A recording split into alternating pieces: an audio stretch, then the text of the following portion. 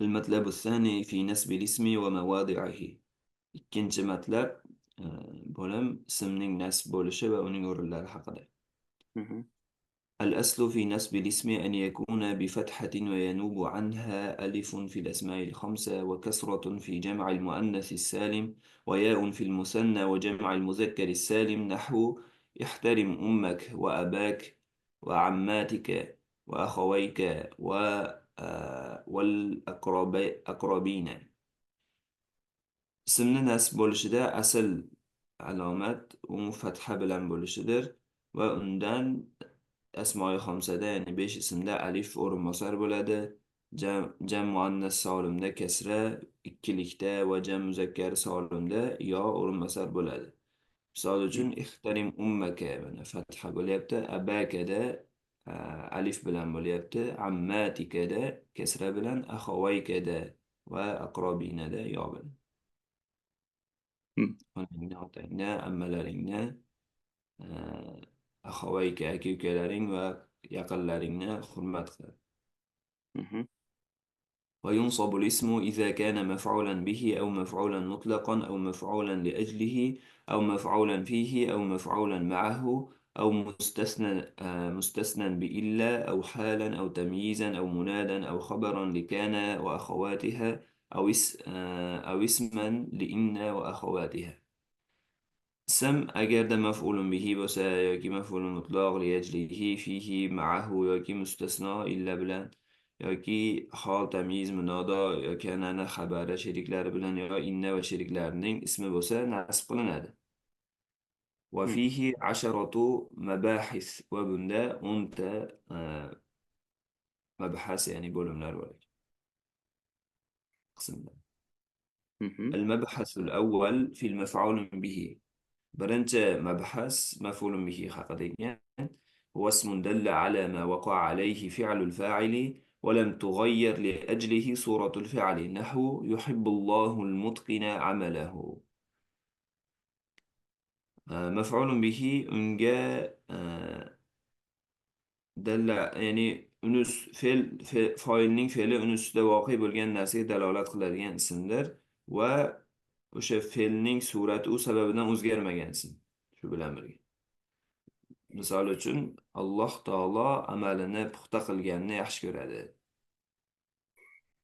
Mhm.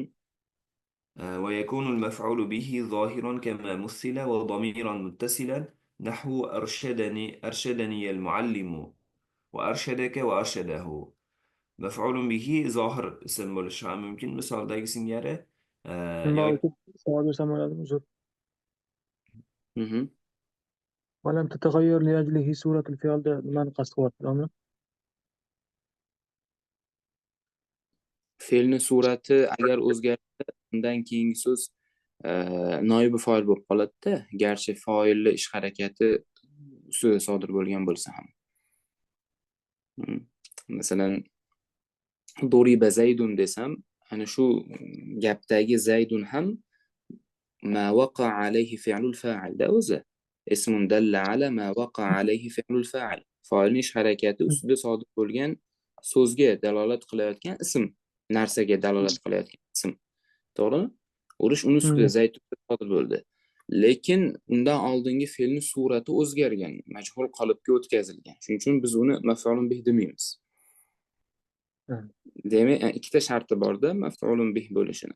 Fa'ilni ish harakati e, sodir bo'lgan, uni ustida sodir bo'lgan narsaga dalolat qilish kerak va uni omili bo'lmish fe'l yoki fe'lga o'xshash so'zni surati o'zgarmagan bo'lishi kerak. Mana bu yerda ikkita misol bor o'zi aslida. Maf'ulun bihiga al-mutqin yuhibbuni maf'ulun bihisi, amala mutqinni maf'ulun bihisi. To'g'rimi?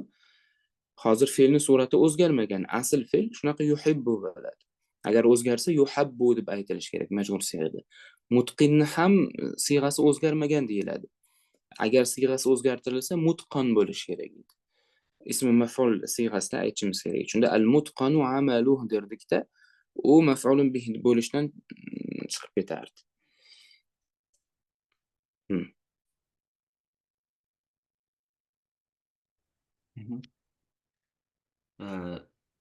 zohir ism va muttasil zamir bo'ladi. Misol uchun mana arshadaniyal muallimu, muallim meni to'g'ri yo'lga boshladi va seni boshlagan va uni ham boshlagan. Arshadaniydagi yoki hular senga muttasil zamir bo'ladi. ومنفصلا نحو ما أرشد إلا إياي وإياك وإياه.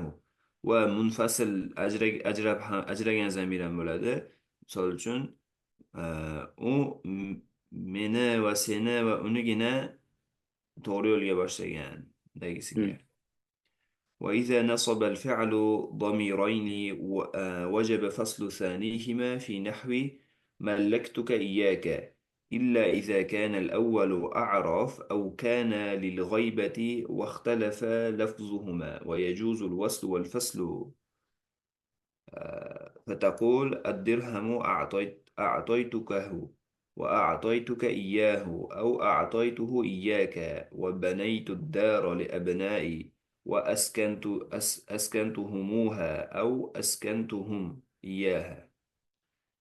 Agarda fe'l ikkita zamirni nasb qilsa, uni ikkinchisini ajratish shart qilinadi. Misol uchun mallaktuka iyyaka singari ikkita kani Ajratishdan murod, ya'ni o'sha ikkinchisini munfasil domir qilib yuboramiz-da. munfasil qilib keltiriladi.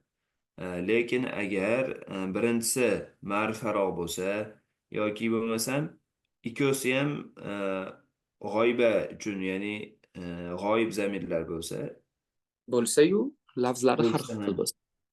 bo'lib lafzlari har xil bo'lsa, mana shunda vasl qilib, ya'ni ular ikkovsini qo'shsa ham bo'ladi yoki bo'lmasam bittasini munfasil qilib fasl qilsa ham bo'ladi. Ya'ni agar birinchisi a'rof bo'lsa degani, ya'ni zamirlarning rutbasi ham bor-da o'zi, to'g'rimi? Mutakallim domirlari muxotobnikidan ko'ra kuchliroq ma'rifada. Muxotobniki esa g'oybanikidan kuchliroq bo'ladi. O'sha nazarda tutilyapti, darajada farq qilsa. Anaqasini ham misollari. Misollar ad-dirhamu a'taytukahu deyildi, to'g'rimi? Shuni a'taytuka iyyahu deyish ham yoki ikkalasini muttasil tarzda kahu deyish ham mumkin ekan. Nega shunaqa? Chunki ikkala domir hozir nasb o'rnida, to'g'rimi? Birinchi maf'ul, ikkinchi maf'ul va birinchi kaf muxotob uchun, ha esa g'oyba uchun muxotob domiri g'oybanikidan kuchli bo'ladi. Demak, birinchisi a'rof min as-sani, ikkinchidan ko'ra ma'rifaliroq. Shuning uchun muttasil tarzda ayta olamiz bu ikkalasini.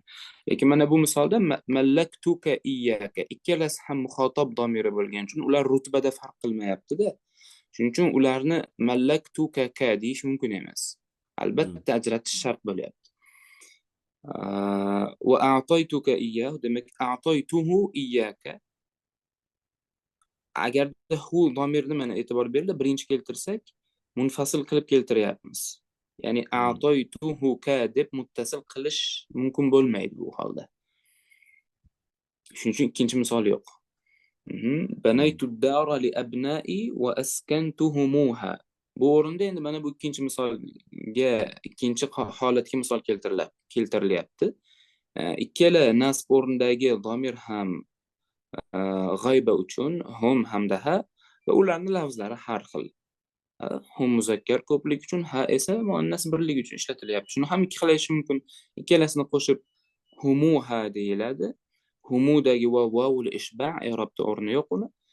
Va askantuhum iyyaha deb munfasil tarzda keltirish ham mumkin bo'ladi. Farzandlarim uchun uy qurdim va ularni o'sha uyda yashashlariga sharoit yaratib berdim degan o'zi. Askantuhumuha, ularni u yerda yashatdim degan.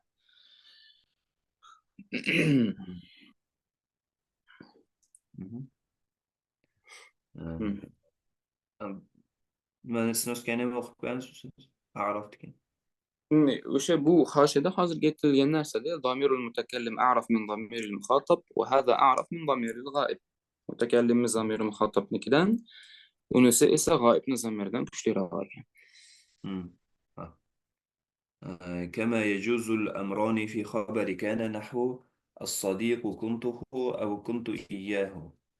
xuddi kanani xabarida bu ko'rish joiz bo'lgani kabi do'st kuntuhu Men u edim deyaptim. Men do'st bo'ldim deganida. Ha, Kuntus sadiqa degani. hu sodiqqa qaytadi. Hmm. Tushunadi. Yoki kuntu iyyahu desa ham bo'ladi. Mhm. ويجوز تقديم المفعول به على الفاعل وتأخيره عنه فتقول بنى البيت إبراهيم وبنى إبراهيم البيت ما لم يكن أحدهما ضميرا متصلا أو محصورا بإنما. Maf'ulun bihi foildan oldin kelishi va undan keyin kelishi ham joiz. Aytasizki, misol uchun Ibrohim uyni quydi deb baytni birinchi aytasiz Ibrohimdan oldin, yoki bo'lmasam Ibrohimni birinchi aytasiz. Hmm. Agarda u ikkisidan biri muttasil zamir bo'lmasa yoki bo'lmasam ikkisidan biri innama bilan hasr qilinmagan bo'lsa. فيجب تقديمها نحو قرأت الكتاب وإنما فهم حسن نصفه وأكرمني الأمير وإنما أخذ الكتاب بكر. Shunday bo'ladigan bo'lsa, uni oldin keltirishlik, qaysi biri bo'lsa o'shani oldin keltirishlik shart bo'ladi. Misol uchun kitobni o'qidim, tu muttasil bo'lyapti, yoki bo'lmasam Hasangina, yo'q, Hasan yarminigina tushundi. Mhm. Meni amir hurmat qildi. Yo muttasil bo'ldi endi bu yerda. Kitobni Bakirgina oldi dagi singari. Mana shu ikki o'rinda xullas maf'ulni birinchi keltirish yokida foilni birinchi keltirish shart bo'ladi. Agar foil domir bo'lib kelsa, qara'atul kitaba misoldagi kabi, foil albatta maf'ulun bihidan oldin kelishi kerak. Agarda zamir maf'ulun bih bo'ladigan bo'lsa, u holda u foildan birinchi kelishi kerak bo'ladi, to'g'rimi?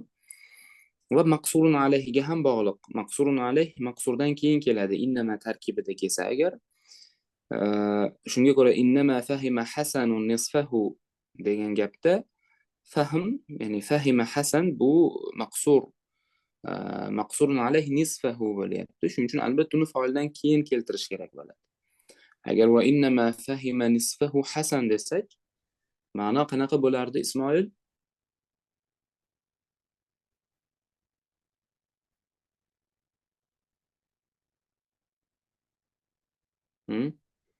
إنما فهم savol.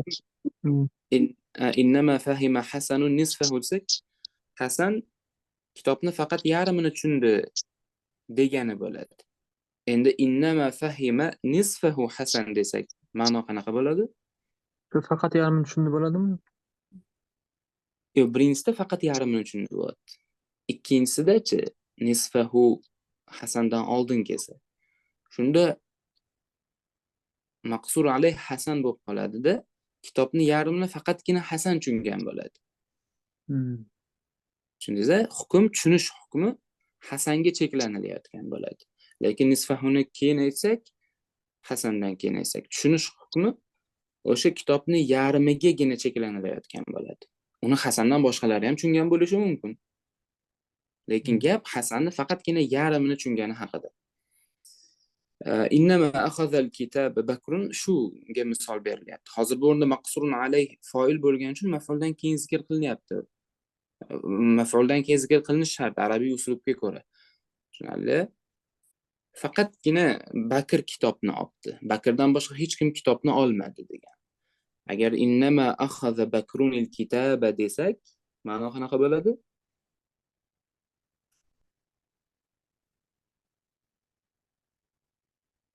Ismoil? Innama akhadha bakrunil kitabami?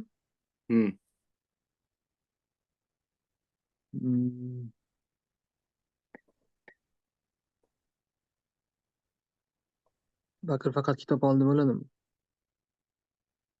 To'g'ri. Bakr faqatgina kitob oldi bo'ladi. Kitobdan boshqa hech narsa olmadi degan. Tushunarli?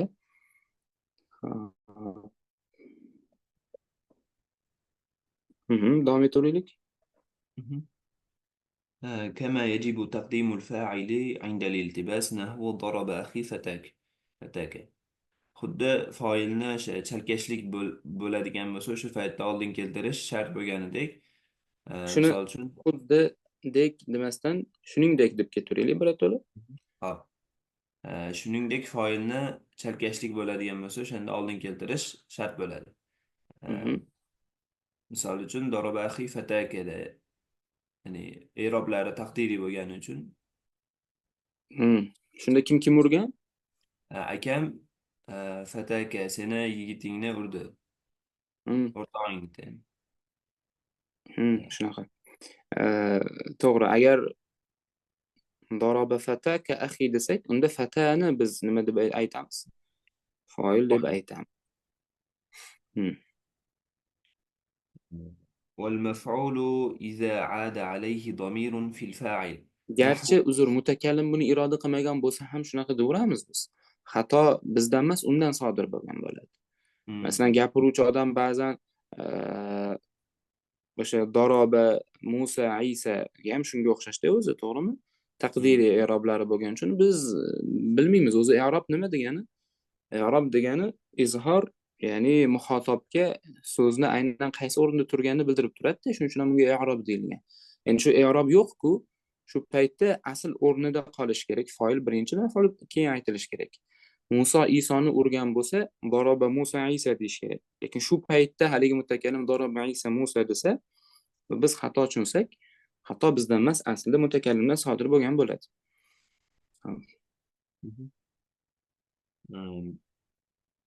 والمفعول إذا عاد عليه ضمير في الفاعل نحو سكن الدار بانيها وتقدم المفعول به boshqa. Agar maf'ulga agarda foilning zamiri qaytadigan bo'lsa, qaytuvchi zamiri bo'lsa foilning, shunday bo'ladi demoqchilarda, tepadagidaqa. Shunda hozir biz demak 4 ta o'rin aytildi bizga. Shu 4 ta o'rinda maf'ulun 3 ta o'rin ekan. 3 ta o'rinda maf'ulun bihi oldin aytiladi. 3 ta o'rinda maf'ulun bihi foildan oldin aytilishi kerak. Birinchisi maqsurun alayh bo'lmasa, o'shanda foildan oldin aytilish shart bo'ladi. Ikkinchisi domir bo'lib kelsa ham foildan oldin aytilish kerak. Faqat sharti foil domir bo'lmasligi kerak-da, zohir ism bo'lishi kerak. Uchinchisi mana bu o'rin, foildagi zamir maf'ulga qaytadigan bo'lsa. Sakana baniha ad-dar desak, u holda domir rutbada ham lafzda ham o'zidan ortda bo'lgan so'zga qaytayotgan bo'ladi. Bu g'ayru fasih lug'at sanaladi. Jumhur nahvchilar bunday gapirib bo'lmaydi deyshadi. Shunga ko'ra sakana daro baniha deb domirni ad-darga qaytaramiz. O'zidan oldingi so'zga qaytadi, o'zidan keyingisiga emas. Xo'p. Tarjima qilib ko'ringchi, nima degani sakana daro baniha?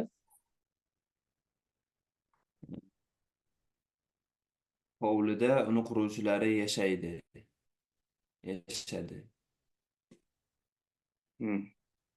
Uni quruvchisi o'zi yashaydi. Quruvchisi demak qurganlar deng.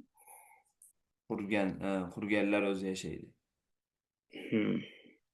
Yo, bir kishimi bu domla? Ha, bu yerda bir kishi. Ana o'ziniki yo? Manqusisin. Shunaqa gaplarni o'zbek tilida odatda bitta qilib aytish biroz g'aliz bo'lishi mumkin. Masalan, hovlini qurgan, unda yashardi deymizmi yoki siz nima dedingiz hozir? Hovlini qurganni o'zi yashaydi. Hovlida. Ya'ni mana shu uslub bor-ku, o'zi o'zbek uslubi emas-da, o'zbek ifodasi emas bu. Shuning uchun ham o'zbek tilida g'alati chiqadi, qanaqa tarjima qilsak ham. To'g'ri. Endi biz mayli tarjimani ifodasi uchun aytib ketaveramiz. Qurgan odam hovlida yashadi.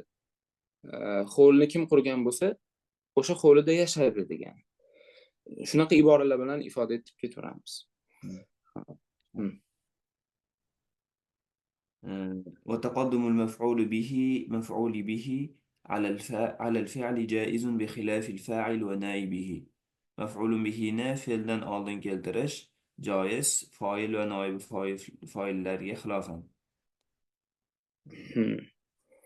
Ya'ni uni maf'ulligi yo'qolib qolmaydi-da fe'ldan oldin kelsa. Lekin fa'il bilan noibi fa'ilni agar fe'ldan oldin aytadigan bo'lsak, ular ko'pincha mubtada bo'lib qoladi.